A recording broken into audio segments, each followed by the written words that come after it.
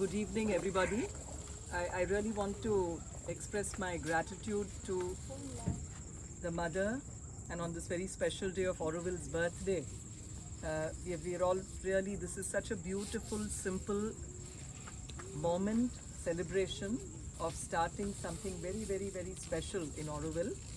The idea is, even yesterday, a lot of you may not be aware, we had a beautiful meeting around the peace table where we had people like Aravinda, Frederick, Anshul, Amy and Jaya was also there, Anu, Twan, several of us sat. And one of the points there that came up, Satprem was also there, that we are still not self-sufficient in food in Auroville, and we only produce 15%. So Anshul also made this point, and he said that if we could only all use the land which is available for agriculture and cultivate it, efficiently use it, it would be nice. And this was the dream. In fact, tomorrow we're going to have a meeting of all the working groups together. This was started, I think, somewhere in the month of perhaps September or so in 2021. So one of the key people in those meetings used to be Gino and Ramalingamji. Yes. We used to have this one Wednesday of every month at Matra Mandir. Envisioning meeting. So we had this farm. So that same feeling was very, very strongly at that time articulated by Ramalingamji, saying that we really need to free the farms from our own ways of dealing with this with our best of intentions, but something is not right. We have to free it so that they can really produce optimally to take care of the needs of Auroville and then also for the needs of people beyond Auroville. And so this is something that grew up from there. Then when we did the register of residents, we were very happy to find about 80 people. We had asked who would like to, what is your interest, what would you like to do?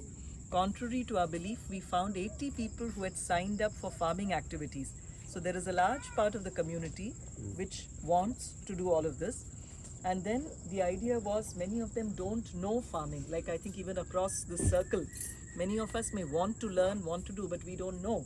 So the idea was, if we can start a small training entity which continues as a training entity, and once they are trained, we can give small pieces of land, of course purely as a manager of that land for a period of 3 years, which may be extended for 1 more year and possibly 1 more year, so that people start contributing to self-sufficiency in food. We can have vegetables, fruits, horticulture, flowers, all these things can be grown here. Even maybe today morning when we were discussing lemongrass oil, neem oil, there's so many of these products which we can have a value addition, honey, forward linkage, honey, all of this. It was suggested today, I think my father also made this suggestion that something, all these products could be brought in. I think the sky is probably the beginning, not the limit. There are many things we can do. So in a small way, we've started this Unity Farm. It's a training setup, and what is beautiful is, I want to specially acknowledge the work of Ranjit. Where is Ranjit? So these two young people also came to meet me about 5 months ago, or on a Tuesday afternoon meeting, and said they would like to offer making houses, Keith houses, which would barely cost about 40,000 approximately, in a matter of 1 week.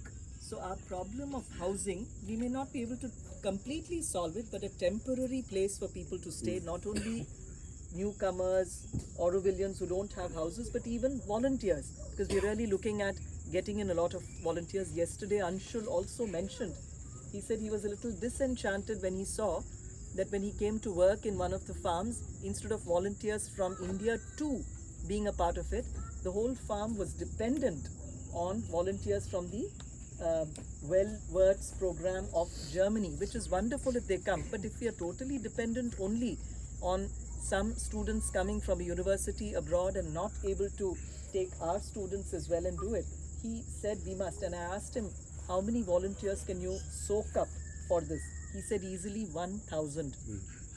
Prasad, that's the number he gave. Yes. So I think this 1,001 number also has some magic. Very glad that today all of us are here Satish also, I really appreciate your coming here because I think it's about us being united in Auroville. When we come here, we give up everything.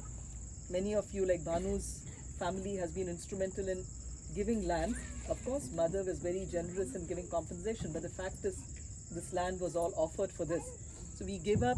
Jaya too came all the way from Sweden yesterday when we said, some of them say this is not a sacrifice, this is the best option we could have given. I appreciate that sentiment.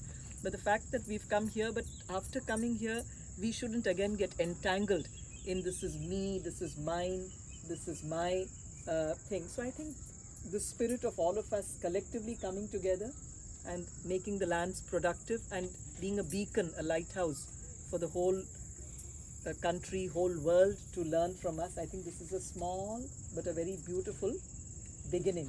And I want to congratulate each one of you who has been involved in it. Let's really pray, invoke the blessings of the Mother. Let's rededicate ourselves to something as beautiful as this without conflicts, because our human nature, ego, our points of view, preferences do pop up. It's normal, but that is where we as people from Auroville have to rise above that.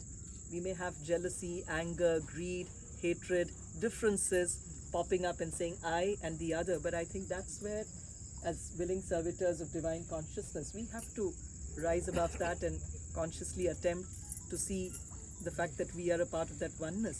So I think this is a beautiful start, a beautiful evening. Look at, it's literally like the cover of the book, Sunlit Paths, that you can imagine if you had to design a cover for it. So thanks the entire team for making this happen.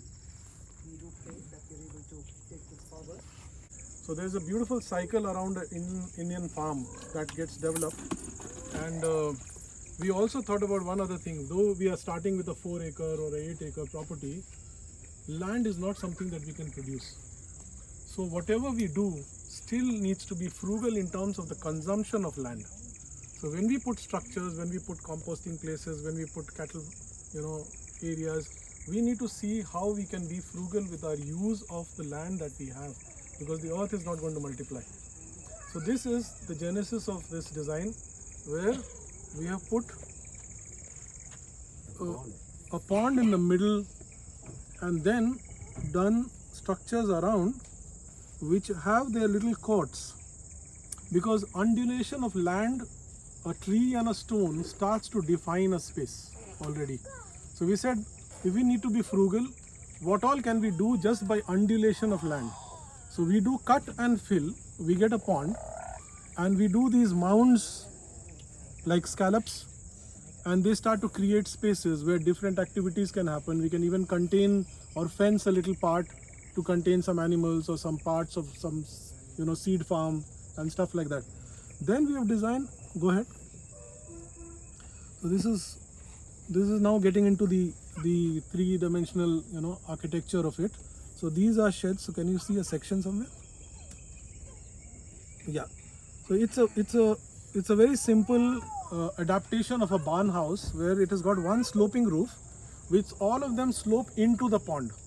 So even our irrigation runoff goes back into the pond, and greening can happen on that roof, and it gives us small scale spaces where the animals can be, the hens and the chickens and the ducks, and the next scale where we can have goats and dogs, and then we can have cows, and then we can have work area, training areas and sleeping areas on an upper level. So one unit can also work as a start for everything, and then we could spread along that circle and say one of this is actually only training, one of these structures. The other structure is where you put the animals. The third is where you want to, do the food processing. So it's a simple, similar structure which is going to create that flower of an idea and also be very dense and very compact in its nature.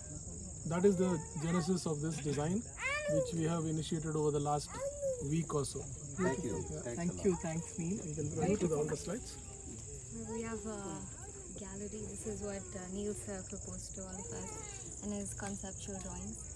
And so these patches of land is where the food is going to be irrigated, and close through that is the training center which also uses spaces really according to what you are. So the N uses like the smaller space, and Got it. this is like the pond. Pond in the middle. Pond in the middle. It looks like Yeah. petals That's of where Mother it- Mother. Yes. Just keeping the spirit of the So mother. 12 petals. Yes. 12 qualities. Thank you. It's beautiful. We plant this from a flash. Sure. And then we'll start. Thank you, Neil, Anmol, and Harini. Harini.